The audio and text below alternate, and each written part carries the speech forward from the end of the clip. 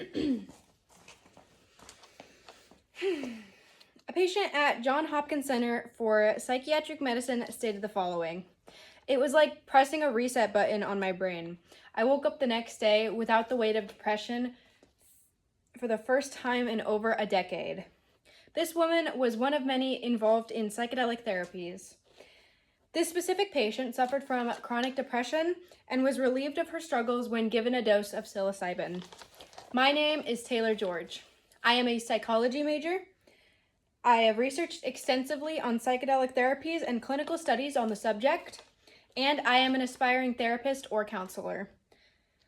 Today, I'm going to share with you how psychedelic therapy can be beneficial towards mental illness such as chronic depression, anxiety, PTSD, and addiction. First, I will talk about the science behind psychedelics and how they affect your brain. Next, I will talk about the research done on the drug's therapeutic use and what a psychedelic therapy session looks like. Lastly, I will talk about the lasting positive impacts on the drug and the challenges of introducing them into the medical field. First, let's go to slide 2 and take a look at the science behind them and what exactly is happening in our brain when we take psychedelics. So, how exactly do these psychoactive drugs affect your brain? Psychedelic therapy has two main components: its biological effects and its psychological effects. Biologically, it affects the complex networks within the brain involved in mood regulation, thought, and emotional processing. Scientists have made remarkable discovery that they increase neuroplasticity, or in other words, your brain's ability to change and adapt. Psychologically, the treatments may help patients to access and process emotions that are normally difficult to reach, and they generate meaningful experiences in order to help patients revise and reflect on themselves. To look further into how they work, we can use psilocybin as an example, as it is the most studied psychedelic drug. It affects several different parts of the brain. Psilocybin causes a change in functional connectivity, which is how your brain all works together to function, along with most of the cerebral cortex, the thalamus, the hippocampus, and the cerebellum. These parts are essentially the parts of your brain that think, relay information, form memories, and move around. Although it may sound counterintuitive, we see functional connectivity to be reduced during a psilocybin trip. In other words, the drug causes the brain networks to be less synchronized. However, it returns to normal in a matter of weeks. This period is crucial for applying the therapy techniques for lasting mental results. There is this suspicion that the therapeutic part comes from the process of mixing things up and jumbling your way of thinking. You can call it a realignment of your thoughts or a perspective change, said Boris Heifetz, an anesthesiologist and neuroscientist at the Wutsai Neurosciences Institute. By disrupting old patterns and promoting new connections, psychedelic therapy gives patients a rare opportunity to see themselves in a new light, like pressing the reset button on their brains, as the patient from Johns Hopkins described it. Now let's move to slide 4. Psychedelic drugs have been shown to affect the brain in profound ways, such as increasing neural connectivity and reducing activity in areas linked to negative thought patterns. Understanding these substances helps explain why they've gained serious attention in the medical field. This leads us to their growing use in psychedelic therapy. Let's look more at how each of the main psychedelics is used therapeutically and what a session would typically look like. There are 4 main psychedelics used in therapies.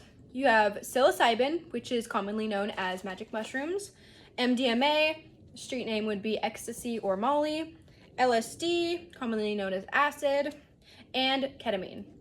Now, these may sound like a bunch of scary drugs, but allow me to break down how they work with the user. Psilocybin is known for its profound changes in self, feeling connected and open to the world, and releasing emotional baggage. It's used mainly for depression, end-of-life anxiety, and addiction because of its ability to confront painful emotions or trauma from a different perspective. MDMA users feel extreme empathy, love, and trust. It reduces the fear response in the body, allowing patients to revisit trauma without being overwhelmed. It's used for PTSD and could be beneficial for couples counseling. LSD grants users deep psychological insight and spiritual experiences accompanied by distorting imagery. It helps with powerful insight and emotional release, similar to psilocybin, but longer lasting and more intense. It's used for alcohol addiction, depression, chronic anxiety, and possible research is going into its ability to relieve cluster headaches. Ketamine has been observed to work well for people who don't respond to traditional treatments. Users feel detached from their body in a dreamlike dissociative state. It's used for major depression, anxiety, PTSD, and chronic pain. Ketamine is shown to promote neutral plasticity and disrupt negative thinking patterns, making it a very effective and long-lasting treatment. Psychedelic drugs may provide numerous beneficial results, but it is important not to self-medicate. Part of what makes these therapies so effective is the roles that the therapists play in them. First, therapists have multiple sessions in preparation for the trip. In these sessions, they talk about what to expect and they prepare the patient. The trip itself usually involves blindfolding the eyes of the patient, playing relaxing music, and supporting them through the experience. The integration, or the after, of the trip deals with processing the emotional material, implementing new insights, and developing practices to further support growth. This helps psychedelic experiences translate into long-lasting change. These results don't happen by accident. The structure and support of a guided therapy session are what transform a powerful drug into a powerful treatment. Let's head to slide 7. Therapists play a crucial role in making psychedelic sessions effective, offering guidance before, during, and after the journey to ensure emotional safety. Their involvement may be the key to long-lasting results. Let's look at how many patients report lasting improvements in mood, anxiety, and overall well-being months or even years after the treatment. These therapies have incredible long-lasting results. However, making them mainstream can be very challenging. Psilocybin delivers increased spirituality and well-being while reducing depression and anxiety. These results can typically last a couple of months from a single dose and are kind of like a mental reset. LSD is similar as it gives users long-lasting emotional insight and openness and a possible lasting creativity boost. This does well with preventing depression or anxiety to a higher degree than psilocybin.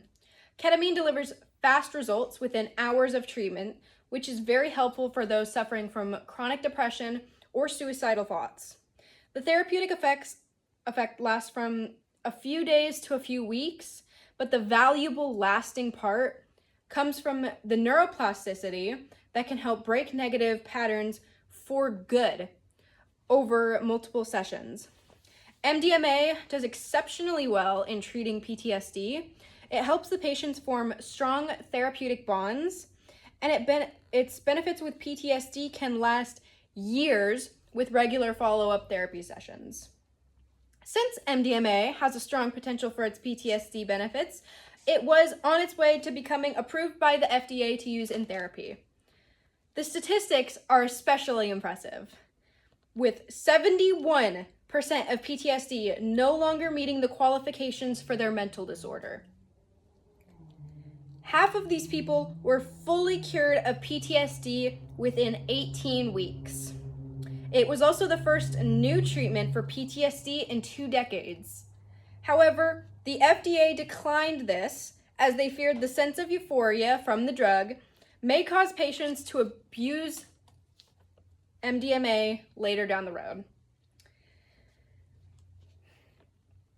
Now that we've explored their lasting beneficial effects and challenges, it's clear these drugs hold powerful potential.